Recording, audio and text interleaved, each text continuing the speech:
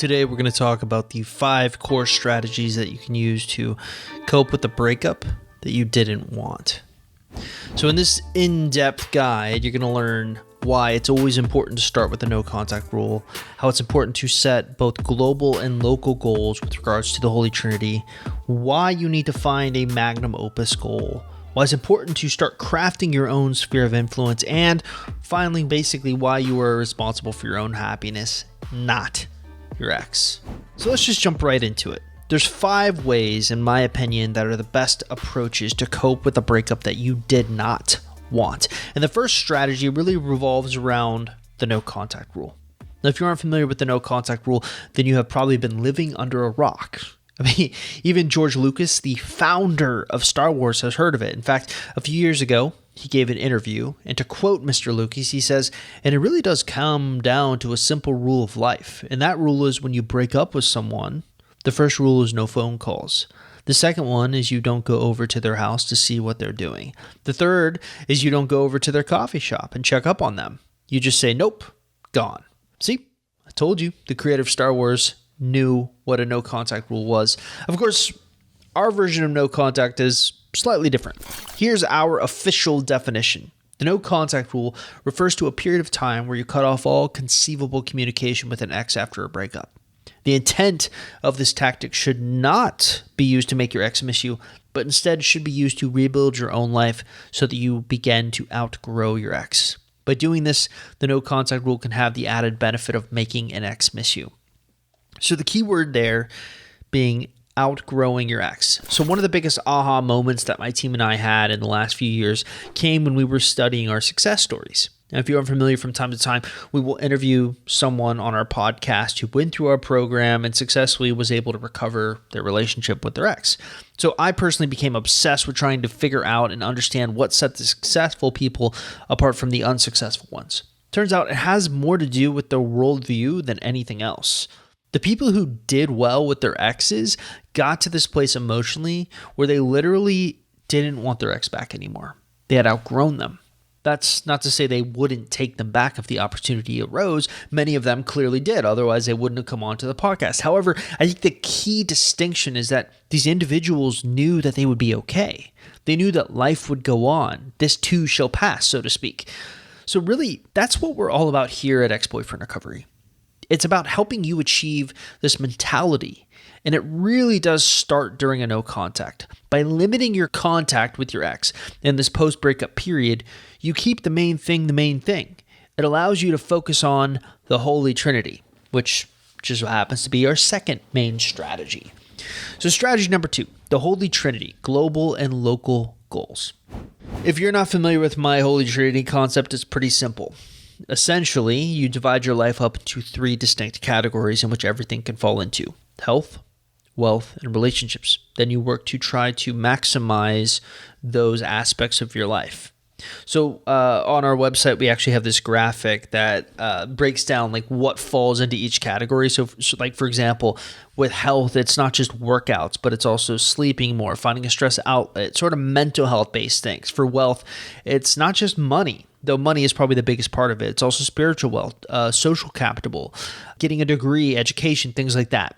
For relationships, it's not just lovers. It's also friends, family, teachers, counselors, therapists, even a pet can be included in that. But I don't actually want to talk about the Holy Trinity today. What I'd like to do is talk about a failing that most of our clients have when it comes to the Holy Trinity. Namely, they don't set any global or local goals. So what are global or local goals? Well, global goals are large goals that will take years to achieve. Local goals are the smaller steps that help you achieve your global goal. So for each aspect of the Holy Trinity, you must first set a very large global goal. I briefly touched on this concept in the past and used myself as like a guinea pig to illustrate the global goals. So for example, my global goals when it comes to health is to complete an Ironman race. For wealth, I want to find a way to make $100 million. For relationships, I just want to be present and be a good husband and father for my family. Now, generally speaking, It's not a good global goal unless it seems sort of impossible to achieve. And here's perhaps the most difficult thing for people to wrap their heads around. Once you achieve your global goal, if you do get lucky enough to achieve it, you immediately set another global goal even higher than before. So circling back around to the whole reason this sort of video is being filmed, too often I'll work with individuals only to find out that they haven't really considered any of this for their lives. Or they'll literally talk themselves out of it, claiming, well, I could never achieve that. They defeat themselves before they even try. And it's easy to understand why. A lot of times people who come through our program are anxious individuals. Their entire life is revolved around this relationship with this person. This person just broke up with them. They're devastated, but they don't really have their own self-identity because their identity is so wrapped up into the relationship. What we're trying to do is we're trying to help people recognize what their identity could be. Real quick, I want to say that if you're new to this YouTube channel or you're trying to figure out what you should be doing to get your ex back and you're trying to learn if you even have a chance in your specific circumstance, probably the smartest thing for you to do is actually stop by our website, www.exboyfriendrecovery.com, or take our Ex Recovery Chances quiz that can be found at exboyfriendrecovery.com. Now, if you're watching this on YouTube, taking that free quiz is super easy to do. All you have to simply do is look in the description link below this YouTube video and click on the link you see there. It will take you directly to the quiz where you can fill it out and get an easy answer on what you should be doing going forward and overall what your chances look like in your specific situation. All right, so let's get you back to the video. And that really kind of also revolves around this concept of the Magnum Opus. Now, strategy number 3 is basically finding a worthy Magnum Opus goal. And this kind of gets a little complicated, but I'm going to do my best to explain it. The Magnum Opus goal is sort of different than your Holy Trinity goals. So most of the time, it can fit within one of the 3 categories. So essentially, by achieving your Magnum Opus goal, you can fulfill all the characteristics of the Trinity. So my personal check for Magnum Opus goals is often by asking myself one simple question. If I were to do this for the rest of my life, would I be happy? If the answer is yes, then that means you probably found a worthy Magnum Opus pursuit. If the answer is no, then you need to keep looking. So just to back up, make sure we understand. A good Magnum Opus is one specific goal that you can pursue that can actually be a catch-all. It will help health, it will help wealth, and it will help relationships. Once again, I'll be happy to use myself as a guinea pig and open up here in a way that I really haven't opened up very much. So I've talked about this a little bit in the past before, but I'm actually in the process of writing a fantasy novel. And this may be a weird statement since I've never technically verbalized it, but I guess I'm trying to create like the next Game of Thrones. Or at least something that appeals to me is I want to create something that is as revered as Game of Thrones was during its time. Now, I'm not arrogant enough to think that I'll succeed. But that's not the point. The truth is, I'd be happy if the novel series is universally liked, but never makes it onto the screen. For me, it's more about the process of creating that brings me joy and fulfillment. But let's have some fun with this and assume that the idea takes off and becomes something. Technically speaking, all 3 areas of the Holy Trinity will intersect and be fulfilled. Health, I just said, I'm happiest when I'm creating. Wealth, might be able to make this into a full-time living. Relationships, I'd get to meet all kinds of amazing creatives. And actually in the process of even just trying to create this, I already feel like I have. It's a worthy Magnum Opus pursuit is my point. Now here's the final thing I'll say about it before I move on. The Magnum Opus is more about lifelong dreams than anything. It's okay to set out on some quest of an unattainable goal. That's the point. And it's a healthy thing to do because what it's doing is forcing you to ask a question you probably haven't asked yourself in a very long time. What is it that you want out of your life? And that brings us to strategy number 4. Creating your own sphere of influence.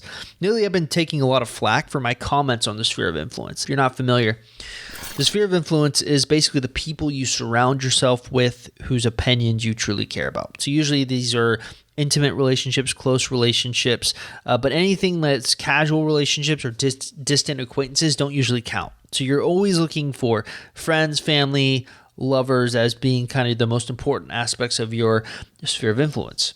That's not the controversial part. The controversial part that's been giving me some flack, or I've been getting some flack for, is me quoting a line from a TV show called Billions. And the line is, I don't hold on to a loser. The moment it doesn't feel right, I let it go and get away from it. The argument I'm trying to make is that who you surround yourself with after a breakup matters greatly to how you respond to that breakup. We've actually seen this by simply paying attention to how people transform within our private Facebook support group. Yet my argument comes under scrutiny with how I recommend people on how to handle individuals in your sphere of influence who aren't adding much to your life.